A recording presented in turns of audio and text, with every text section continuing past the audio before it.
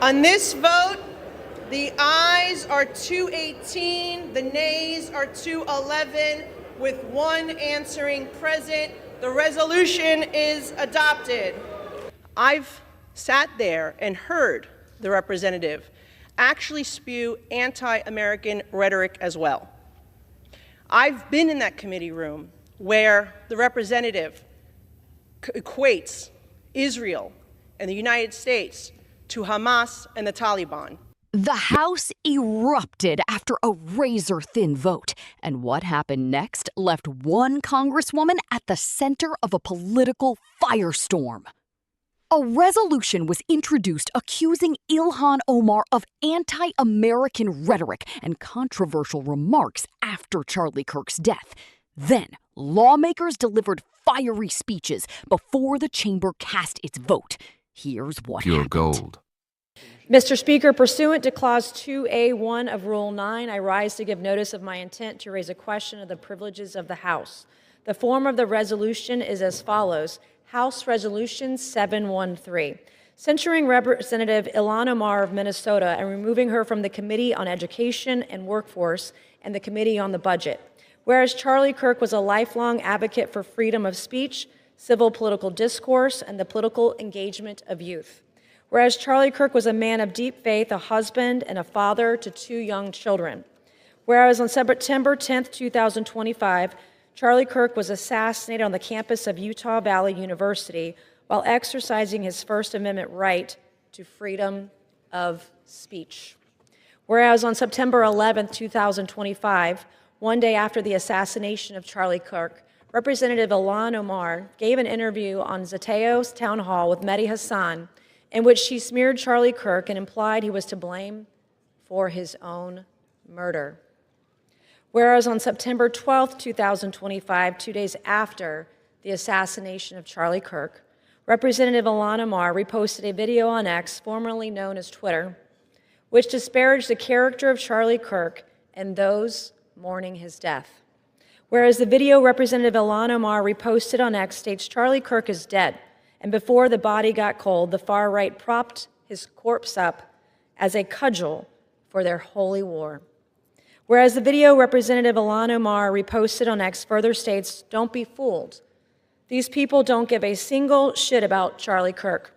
They are just using his death to further their Christo-fascist agenda.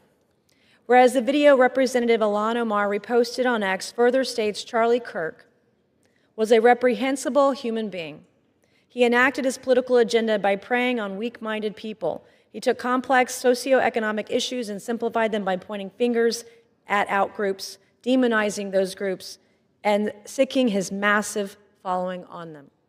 Whereas the video Representative Ilhan Omar reposted on X further states Charlie Kirk was a stochastic terrorist, an adamant transphobe.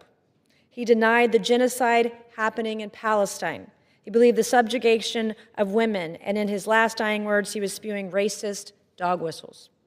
Whereas the video Representative Ilhan Omar reposted on X further states, Charlie Kirk was Dr. Frankenstein, and his monster shot him through the neck. Whereas the video Representative Ilhan Omar reposted on X further blames Charlie Kirk for his own murder. Whereas Clause 1 of Rule 13 of the Rules of the House of Representatives provides a member, delegate, resident commissioner, officer, or employee of the House shall behave at all times in a manner that shall reflect credibility on the House. Whereas Representative Ilhan Omar's actions in the wake of the assassination of Charlie Kirk are reprehensible and affect the dignity and integrity of the proceedings of the House and do not reflect the credibility on the House. Now, therefore, be it resolved that Representative Ilhan Omar of Minnesota be censured. Representative Ilhan Omar forthwith present herself in the well of the House of Representatives for the pronouncement of censure. Representative Ilhan Omar be censured with the public reading of this resolution by the Speaker, and Representative Ilhan Omar be and is hereby removed from the Committee on Education and Workforce and removed from the Committee on the Budget of the House. Thank you, Mr. Speaker. We've heard from my colleagues the reasons why the Representative Omar should be removed from this committee, but I feel like all the reasons have not just yet been stated, which is why I rise to add for the record. We've heard about the comments that were made regarding anti-Semitism and anti-Israeli views, but I rise to add to the record that as a member of the Foreign Affairs Committee, I've sat there and heard the representative actually spew anti-American rhetoric as well. I've been in that committee room where the representative equates Israel and the United States to Hamas and the Taliban. Absolutely unacceptable for a member of that committee. I've also heard the representative equate that it is the United States' fault that there is turmoil in Venezuela. That is not because of the oppressive socialist and communism that has spread throughout Central and South America and Venezuela at the hands of the Maduro and Hugo Chavez regimes.